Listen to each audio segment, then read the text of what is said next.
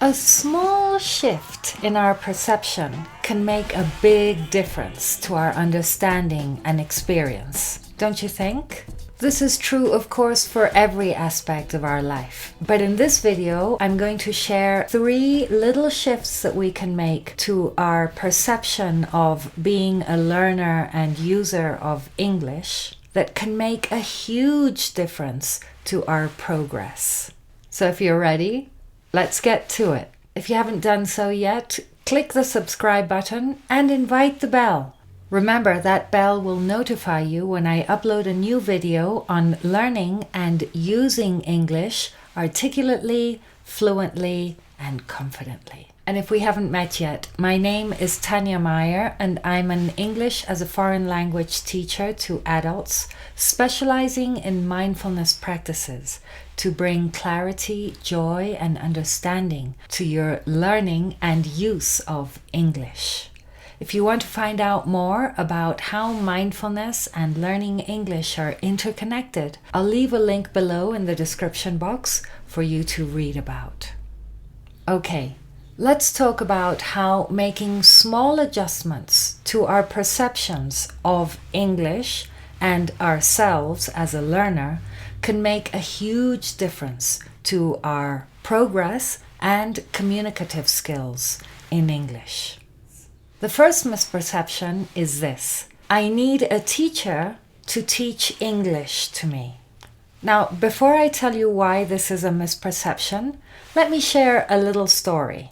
So back when I was at school, a long time ago, last century, one of my teachers, and bless her because she is a well-intended person, would walk into the classroom and deliver her lesson and then hand out these pages and pages of typewritten notes printed in purple ink. And as far as she was concerned, the lesson had been delivered successfully. The problem was that I, at least, did not listen. And I'm embarrassed to admit it, but it's a fact that I wasn't paying attention. So I didn't learn anything. And then fast forward 2 years when I had to take an exam in the subject that she had taught, and of course I failed to obtain the grade I needed to apply for a place at university. So I needed to retake this exam, except that now I didn't have lessons and I didn't have a teacher. The only thing I had was a pile this high of copies printed in purple ink that the teacher had typed. So here I was, faced with this task of retaking this exam. How was I ever going to learn what was contained in a pile this high of photocopies in purple ink? Just the thought of it made my head spin. I tried time and again to read the notes, just to read them, and I couldn't get through them. I couldn't concentrate for long enough to absorb any of the information. I just didn't understand it. It was too much. It was overwhelming. And I just had this huge sort of inner resistance that I couldn't seem to overcome. And there didn't seem to be any way of making these notes digestible. And then one day I had this idea. I asked my father if I could borrow his old typewriter. And yes, I'm talking about typewriter, the old type, because we had no computers back then, no Facebook, no YouTube tutorials, no TikTok, no Instagram, none of that. It was just me and the typewriter and these notes. I set the typewriter in such a place where I could look out of the window into the garden and see some greenery. And then I put the notes to my left and I loaded the typewriter with a blank piece of paper. And when I was ready, I grabbed the top piece of paper from the notes and I put it on my right, and I read only the first sentence. Once I had understood this sentence and I had visualized it and it was clear in my head, then I typed the words of this sentence, word for word, into the typewriter.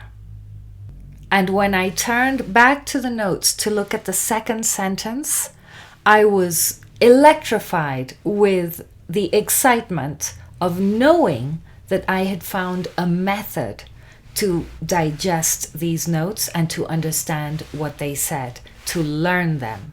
Now, I know that this isn't the best way for everyone. It might not even be the best way for me right now. I probably wouldn't do that anymore. But what I'm sharing with you was this eureka moment of understanding that I can find a method that works for me. So it was a moment that I'll never forget, because I had found a way of teaching myself. I had become my own teacher. And at that moment, I knew that I'd passed the exam.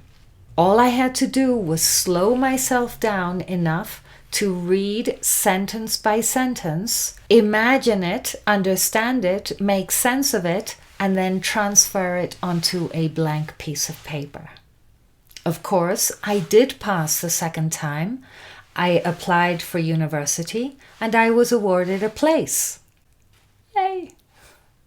And so coming back to the perception that I need a teacher to teach English to me, the shift in perception is that English is already there. It's available to you. And so what you need is not a teacher of English, but a teacher of learning. Many of us think that we can learn and be entertained at the same time.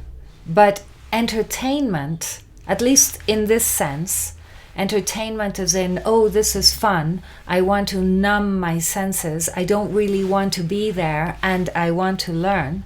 That is where the misperception is. Because being there for learning is revolutionary. Few people do it. And it makes such a huge difference. So it isn't a teacher of English. It's a teacher of learning that we should be focusing on so that we can learn how to learn. And then once we know how to learn, then we can learn anything. But of course, as we're talking about learning English, then learning English becomes something easy, enjoyable, something that we do because we want to and because it is highly rewarding. Okay, misperception number 2.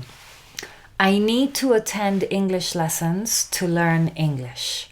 Now, don't get me wrong. I'm not trying to imply that English lessons are not useful. Of course they are. But I've spoken to so many people who say that unless they're in an English classroom with an English teacher, then they just don't have the discipline to learn. Many people I've spoken to find it challenging to organize their time to include English into their everyday life. And even if they did find the time, what they say is that they wouldn't know what to do. They wouldn't know how to start or how to make progress on their own unless they're guided. Now, it's true that attending English lessons is helpful because that's the time that you set for learning English or being in an English-speaking setting. And so it's an opportunity to learn or build on grammar that you already know, be exposed to new vocabulary items and kind of practice using those. And so that's all fine and good. But here's the thing. During your English lessons, you're not really using English for your own purposes. You're experimenting with it, which is good. And so taking English lessons is a little bit like being in a lab where you mix things and you experiment with language. It's a little bit like a sandbox where children play. But a sandbox isn't the beach, and a classroom isn't the real world where you need to use English for your particular purposes. So rather than, or in addition to, I need to attend English lessons to learn English, the shift is, I need to use English for a purpose that I enjoy. And before you know it, you'll be interacting in English with English speakers. So the shift will be from being a learner of English or someone who uses English as a tool to perform their job, for example, to being a real-life, authentic, genuine English speaker. And this is a massive psychological shift. If this is resonating with you, I'd love to hear from you. Comment below with how you think becoming your own teacher and using English for purposes that interest you can help you make progress with your English learning and use. Right. The third shift in perspective is, oh, I can do it on my own. I've spoken about perception shifts in terms of moving from complete dependence on teacher, classroom, towards more autonomous learning. And this is true because only you know what you need to do to learn effectively. And it's all about thinking in terms of, okay, what do I need to do to learn this? How can I learn this? Instead of showing up for a lesson that you might take very little from.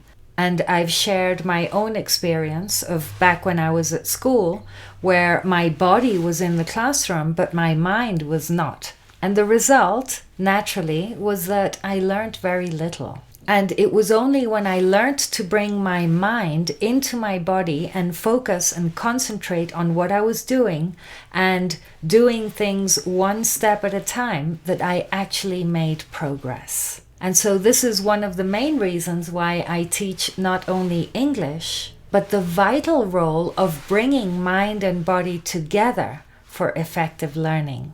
Because English transformation is something you can experience within yourself through becoming a more autonomous learner. But that doesn't mean that you're on your own. Being part of a community generates collective energy that you can really benefit from. If you take English lessons or form part of an English learning or practicing community, you witness your own difficulties as well as the difficulties of others, for example. And this can be very useful because having difficulties tends to be very isolating. We tend to think, oh, I'm the only one who has this difficulty, which is not the case. Also, being part of an English-speaking community that shares your interests can be really motivating. You can start practicing your hobby in English or start talking about things you care about in English. Soon you'll be incorporating English into your everyday life, because you'll be meeting and interacting with English speakers who talk about this topic. And so meeting them and interacting with them will become a priority for you. So by making these 3 small shifts in your perception of yourself as a learner and user of English, it won't be long before you're interacting naturally and in a relaxed and authentic way. You'll make that psychological shift from English learner to English user, and you'll feel fluent, relaxed, articulate whenever you have to use English in any setting. Okay, so if you're ready to take your progress with English into your own hands and you want many more tips and suggestions, then make sure that you pick up a copy of my free guide, How to Revolutionize Your English, which I'll leave a link for in the description box below. And I'll see you very soon. Remember to invite the bell to be notified when I upload a new video. And I'll see you then. Bye for now.